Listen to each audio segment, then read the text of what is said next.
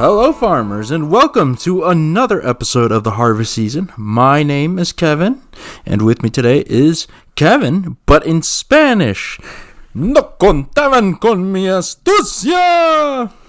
Hello, everyone. It is a solo Kevin episode again. Just one of those weekends where a bunch of schedules played a little bit of hot potato, and, well, in case of emergency, break out the solo Kevin episode. But yes, hello. We are here today to talk about cottagecore games, of course. Woo! And that's kind of it today. Even before the solo aspect of it, we were just planning a news episode today. There's a healthy dose of news, probably in part because of Switch 2 stuff, but yeah, let's dive right on in. Well, actually, before that, stuff I've been up to. Nothing terribly interesting. Busy work week. Allergies are bad out here. The pollen has been bad, but we got rain. And I'm thankful for that. But in terms of fun stuff, I'm playing some Marvel Rivals. The new season is coming out in a couple of days. We're getting Emma Frost and the whole X-Men Hellfire Gala themed season. That'll be fun. And yeah, I'm just scrambling to get the final missions to get the last costumes and unlocks from the current season pass or whatever. But so that's been fun. Nothing terribly new, but still a very solid game. Let's see, Marvel Snap also in my rotation, fun game. New season just started. The cards, actually, I haven't bought the new season pass, so I can't talk about Captain Carter. It's a what if themed season for people who are familiar with the Marvel Disney Plus series, What If. And so I haven't played with Captain Carter, but the other card introduced thus far, Goliath, he's been pretty good. But yeah, one interesting thing about Marvel Snap is that I see a lot more bots right now, and it's not just because of a new season, although that's also common.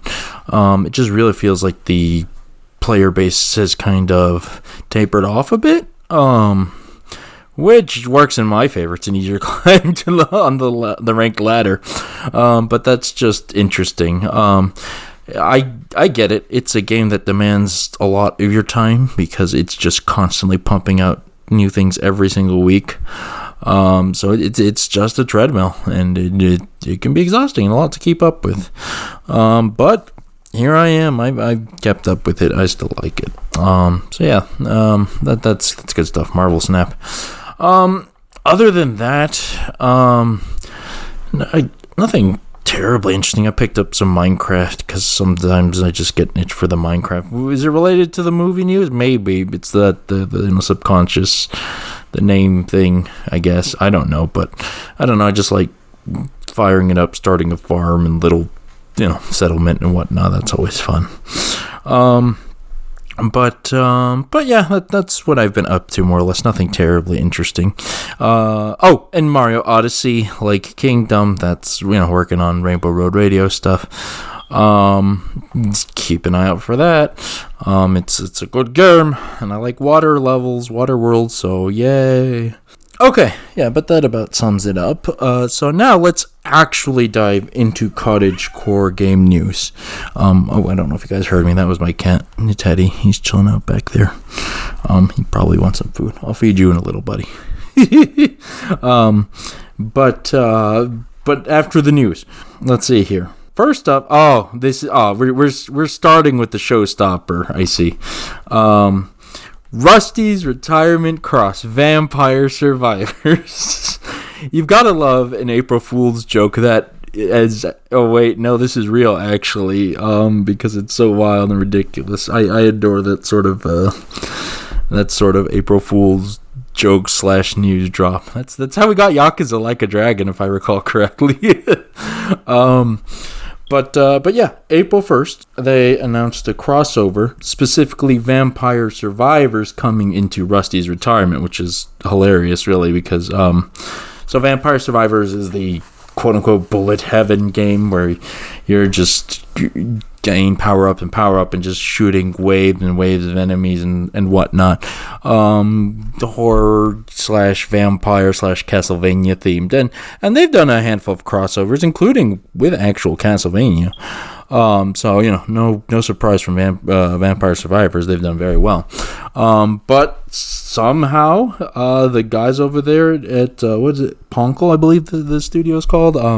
They heard of Rusty and they reached out to Rusty's retirement, and we have a new skin pack / map, what call you, of Rusty's retirement, where the titular character, what was their name? Poe. Oh, there we go. Poe. What if they retired? And so now they're just farming up a storm. It's fun. They introduced a new mechanic, where you grow garlic to keep away bats from stealing your crops, which is fun. Right? It's still a relaxed, laid back game, but now you just have this new little flavor mechanic that fits the Vampire Survivors combat focused element. So I like that. That's very cute. Overall, like the graphics look great. The trailer itself is pretty great. Yeah, the skins look great, and you know what? This one is tempting me to download it because this is such a fun crossover. Will I actually do it? I don't know.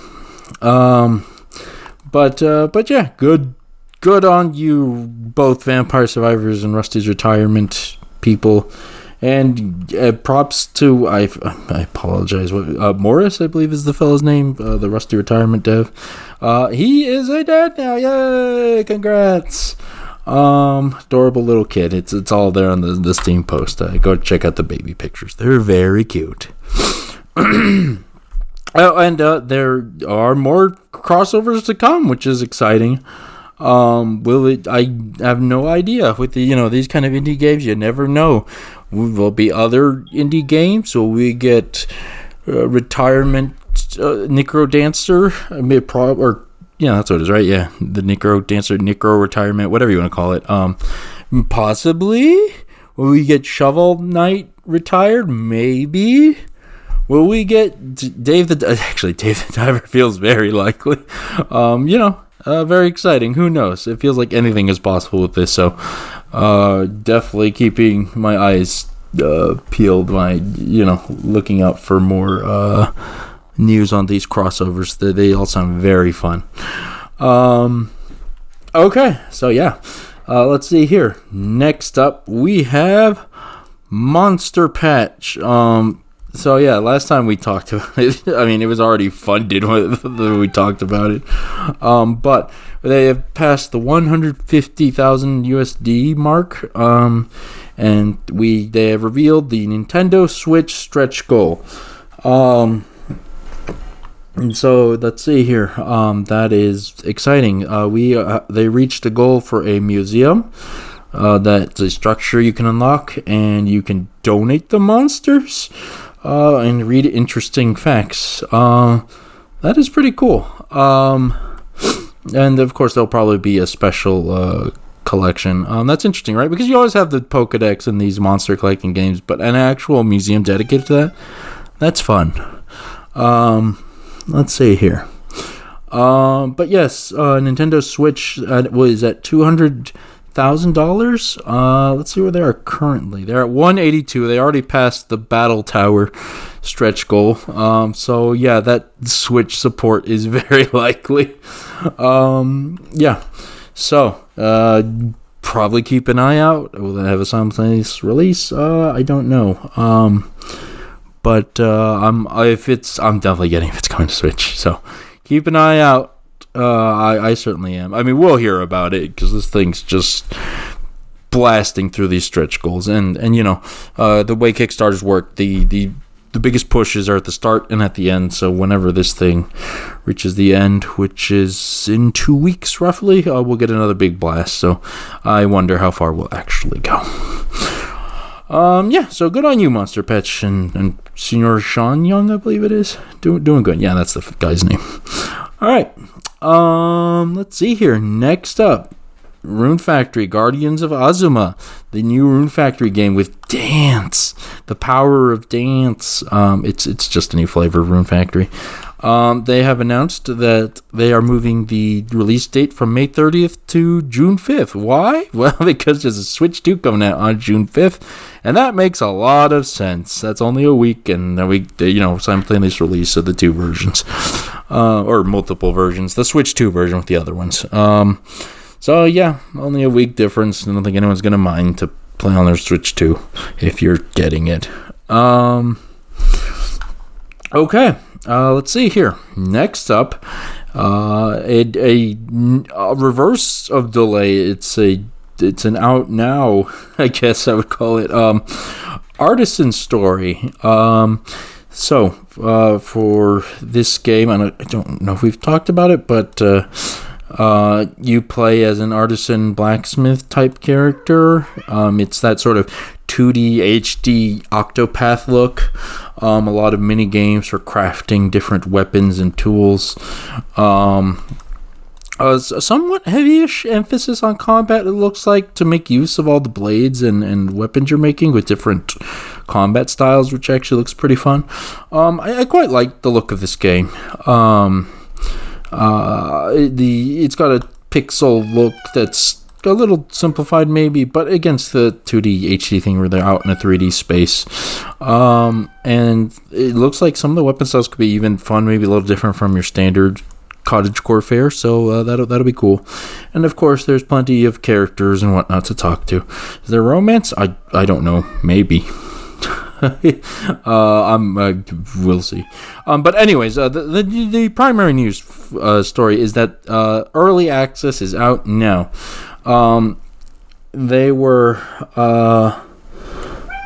They are aiming to be in early access for a year, and there's a whole post on Steam. I'll just read the quick little blurb about explaining why early access. We're bringing this vision to life with your help. By launching early access, we aim to refine gameplay mechanics, expand crafting possibilities, and ensure that every aspect of the world, from farming to monster taming, feels truly rewarding. Your feedback will shape the future of the game, helping us create the best artisan experience possible. If you love the idea of crafting, farming, and raising dungeon monsters, join us on this journey. Be the first to experience new features, share your thoughts, and help us build something truly special. So yeah, it is currently just out on Steam. It is $20. There is a free demo you can download, but early access is $20. They mentioned, the price could change especially when full release comes and whatnot. They list a whole slew of features currently available in early access. Early access makes a lot of sense for a lot of people, or the developers. I forgot to mention, the monster taming thing. That's an interesting aspect. It looks a little passive, like you take care of your monsters and they generate materials for you, kind of like Moonstone Island, similar to that game. But fun touch nonetheless. Am I getting the early access? Infamously, no, I'm not an early access guy, but it is out. That is a good first step, right? So hopefully we'll see a full release within a year like they're aiming to. And check it out if you are interested. That is Artisan Story. Oh, one more important note. The blank story naming scheme is, that's it. I'm drawing another line in the sand. There's a lot of lines around me, but come on, guys. Let's put a little more effort into the title. At least a subtitle, something. Throw me a bone, people. We can do better than this. The game looks pretty good overall, though. Okay. Speaking of things that look pretty good, and this one, it's Story of Seasons. Let's talk about Grand Bazaar. We got the Switch 2 version confirmed during the Direct. It'll be $10 more on Switch 2. Let's see, RPGsite.net. I was able to get a preview copy and post a whole thing about it. It looks, it has, standard story of seasons fare, all your villagers, the romance, the farming, all the good, the animals, all the good stuff. It does have some of the, I would say, more modern innovations from the series, like you can grow plants in all seasons. Some specifically from Pioneers of Olive Town. You could raise buffalo, beekeeping, mushrooms, and flowers. And perhaps the most interesting bit is that there is no shipping bin in this game. Only the weekly bazaar, similar to Mineko's Night Market. Yeah, that is an interesting mechanic. Is it as fun as Mineko's? I don't know. But that's interesting because you don't have your daily, shipping bin revenue. You got to wait every week. But yeah, I mean, overall, it's a story of seasons game, right? So, the title, the pedigree is there, and I'm sure it will be a quality game nonetheless. So yeah, that's good stuff. Let's see here. Oh wait, sorry, 1 second. Did I miss a link? Oh no. Oh, I apologize. No, I was just looking. There is Fogu.com also had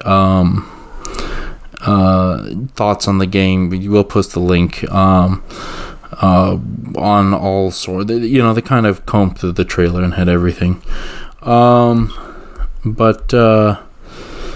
But yeah, there's also some interviews with the director talking about the game. Again, this is a remake of Grand Bazaar, so it looks pretty good overall, though. Like all the stuff they're integrating, all the new things. Okay. Let's see here. Next up, we have. Oh gosh, I still don't know how to say this. Oppidum, perhaps even. This is the we've talked about it before. It's a 3D. I'm just gonna say it looks like Breath of the Wild at home. Minecraft, a more Minecrafty Breath of the Wild. Because you're out there building settlements and whatnot. Looks combat heavy. The player character kind of looks like Link, at least the one they're using. I don't know if it's customizable or not, but yeah, they have they are release date. That's the big news. April 23rd. That is very close. That's what, about at the time you guys are listening, about 2 weeks, I would say ish. Yeah, oh, there it is, character creation. Yep. Okay, you don't have to be faux Link. You can be your own thing. Yeah, they announced this release date. They got a trailer. It is co-op. You can have up to 3 friends playing with you. Adaptive storytelling. That's an interesting buzzword or keyword. I think if I were to guess, that's just like, again, Breath of the Wild, where you can do stories if you want to, do certain temples and learn certain stories, or you can just ignore it. But regardless, you can experience for yourself April 23rd. That is coming very soon. I think just on Steam for now. But yeah, look forward to that. Okay, here's this is an interesting one because it's okay,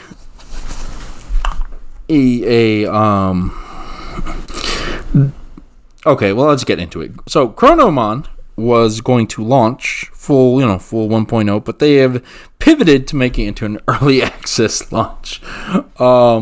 This will be on May 8th, 2025, just about a month away.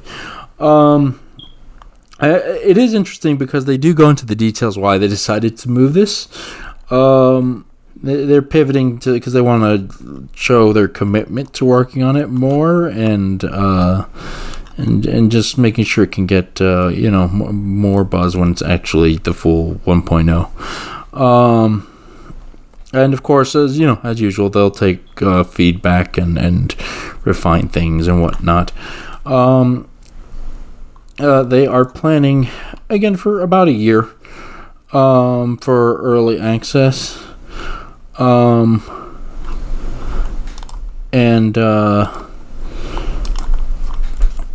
And the one nice thing is that they do have the I believe the full main campaign is fully playable. You're right, because they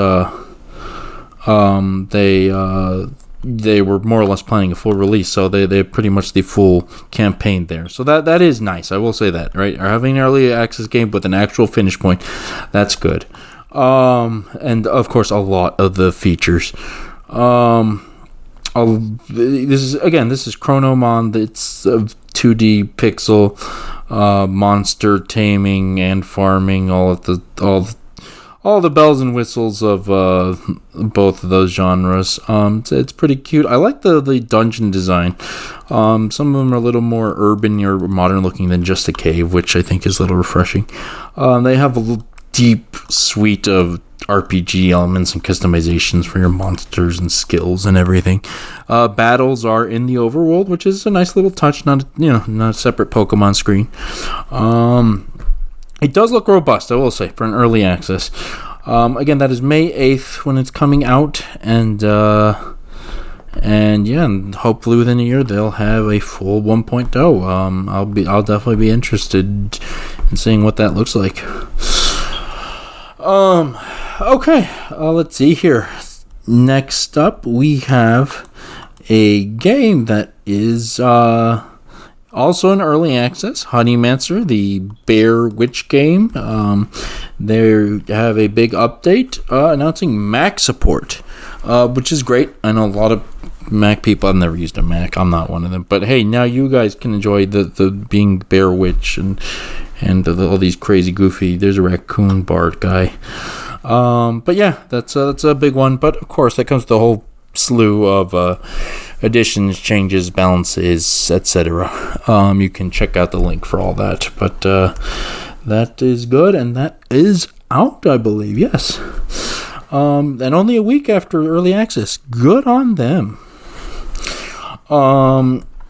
Let's see here. Oh my goodness, I can't believe I almost skipped over this story. Tales of the Shire. So they've released a very in-depth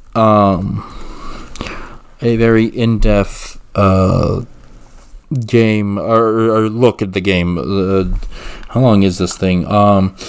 10 minutes long, which is fairly decent. It's not just looking at the game more, but talking to the devs and whatnot, how their inspiration, how they came about and whatnot.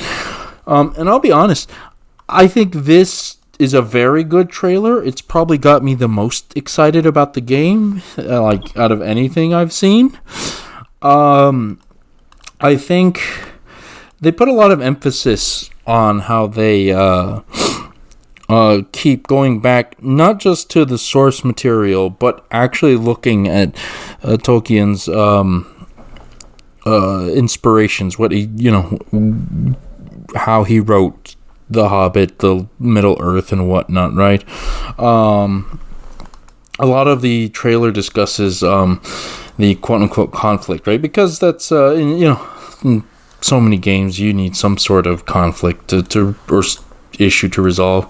And so they go back to one of the main themes from all of Middle Earth, which is Tolkien's issues with urbanization and modernization, right?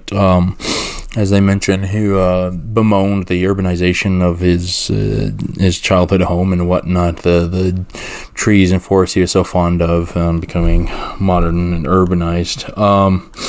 And so we're seeing that reflected in this game with certain characters pushing for more modernization and other characters standing against it, trying to maintain the Shire or as it is. And so yeah, they go into a lot of detail over that. It's fascinating, I think, how much they researched. They reached out to actual artisans and blacksmiths. How would things look like? And again, not just the actual Middle Earth works, but the stories or inspirations behind them. I think that shows a lot of dedication. And yeah, the actual gameplay in this trailer looks pretty good, I think. I think it kind of shows off its identity finally, because that was, I think, something it was kind of lacking, right? Like, was this going to be some sort of, weird Lord of the Rings skin on Animal Crossing and whatnot, right? And, I mean, to be sure, right, like, they're still aiming for the cozy very clearly and explicitly. There's the farming and the fishing and crafting and all those standard hallmarks, interacting with the town. But you can really see how it's all coming together here, right? Like they mentioned, the sense of community is important, not just as a gameplay mechanic, but like thematically for the Shire, the setting they're trying to create here. So yeah, you're going to have relationships with not necessarily romantic relationships, but just like friendships and relationships with characters. All named characters and whatnot who influence the story. So yeah, it looks pretty good. I'm actually pretty interested in this now. I really suggest you guys check out the link and take a look at the video, because it is. I think this video is quite nice. Yeah. So that is, again, Tales of the Shire. I don't think we still have a date or anything for it. I'm wrong. July 29th, release date. So a couple of months. All right. Looking forward to it. That sounds pretty specific. So from where the game looks like in the videos, I believe that date. So yeah, keep an eye out for Tales of the Shire. Good stuff. Let's see. And lastly, but certainly not leastly, we have Mineko's Night Market out in the news again. Let us not forget what was that last year's game of the year, or is that the year before? It's the year before, 2023. Yes, Harvest Season's Game of the Year 2023. Mineko's Night Market. Nobody can stop me. They've released the soundtrack. It's $20 on Steam. I think it's out on Spotify and other locations as well. That is, I don't know if we harped on that one to cover the game, but game has a banger soundtrack. It goes the whole gamut of emotions. You have very relaxed, naturey music. You have very joyous, happy music. A lot more melancholy or reflectful tunes. A lot of bits and pieces of kind of Japanese style music kind of influence and whatnot. Given the setting of the game and whatnot, kind of it fits. So yeah, so I cannot recommend enough that you check out the soundtrack, right? That's one thing about me. I'm a big soundtrack guy. Like, maybe not buy the soundtracks, but I'll look up soundtracks online, listen to them and whatnot. Because a lot of games have good music, and so another game I can put into that library rotation, I'm always down for that. So yeah, go out there, buy it, support Mineko's Night Market, Harvest Season 2023 Game of the Year, because it's a go one. I've got to go back and finish it. And maybe I will. Maybe I've been itching for something, and I feel like that could be it. Okay.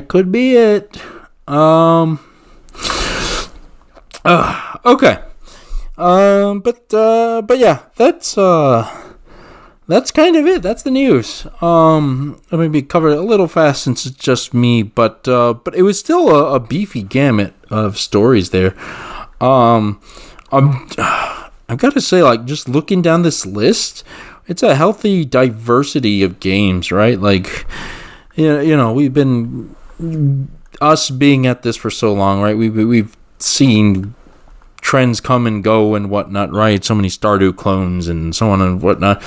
But I look at this variety here, right? We got the big names. We got, Tales of the Shire with its IP. We've got Story of Seasons and Rune Factory. And then we have more indie stuff. Everything from classic Pokemon, Monster Patch, the very Rusty's retirement, whatever you want to call that, Rusty Core, whatever that the genre was. Rusty likes, yeah.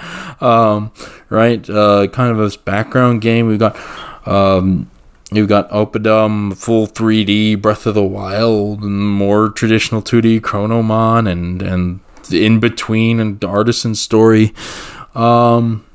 Yeah, that's pretty exciting. All these news stories, pretty, again, kind of like last week. They're pretty feel good, or was it the week before? Regardless, what the last episode they did. It's exciting. I think we're in a good place right now with Cottage Core Games and World. Nothing really bumming me out in these news stories, so that's awesome. And I could use less bumming out these days. I think we all could. But yeah, that'll do it for me for this again shorter solo episode. I tried to stretch it out, but yeah, I'm just a one-man show. Teddy left, so I couldn't have a meow more. But yeah, I did what I could. Anyways, well, thanks for listening, folks. Thanks for joining me. Tune in next week for other stuffs. You can find me at Koopa Prez on Blue Sky at the Artist Square. If you want to see some of my artwork, I've got to post more artwork. Find me over at Rainbow Road Radio if you want to listen to. We just had a sort of emergency episode recorded. Switch 2 came out. And that will, so that dropped a lot of Mario game news, and so we Alex, me, and third voice Nadia, dropping on the show. Check that out. Listen to the thoughts. Be hyped for the Moo Moo Cow being very playable in Mario Kart. That's good stuff, folks. And listen to me tear up about Kirby Air Riders. Once you're done listening to all that, you can find more Harvest Season stuff by following Al at the ScottBot or Mastodon.Scott and Blue Sky. Sorry, at the ScottBot on Mastodon Scott and on Blue Sky. Creator of the show, he's got stuff. He posts things, Cottage Core things. It's also on Tumblr at THSPod and Blue Sky at THSPod for all the news and retweets, social media engagements, all that good stuff. Or you can just, if you just want to simplify everything, just go to harvestseason.club per day, listen to all the episodes we got, provide feedback, give us links, or no, other way, no, we provide the links, you give us feedback. Yeah, do that. harvestseason.club. Or you can head down to patreon.com/thspod, where you can become a patron to this wonderful show and join us over at our Slack, where we have deep cuts, content, stuff posted during recordings. I didn't do that right now, but it's been a thing. It's been a trend. And you also get the bonus of the Greenhouse episodes, the non-Cottage Core focused stuff. Guess what? There's gonna be one on Switch 2 direct. Al and I covered one on the Switch, Switch 2, the other one, the Switch 1 previous that, but now that Switch 2 direct was beefy, guys. There was a lot. So tune in, listen to me cry about Kirby Air Riders, because that's all I need in my life. That's all I need. That's all I need. Okay, that's enough of my rambling, everyone. Thank you for bearing with me. Thank you for joining me on this little episode here. Thank you, Al, for having me on, I guess. Thank you, me, for doing it, being my co-host. And we'll see you guys next week. And until then, of course, have a good harvest.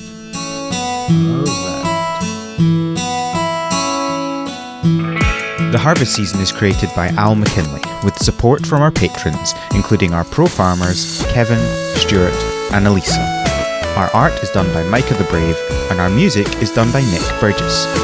Feel free to visit our website, harvestseason.club, for show notes and links to things we discussed in this episode.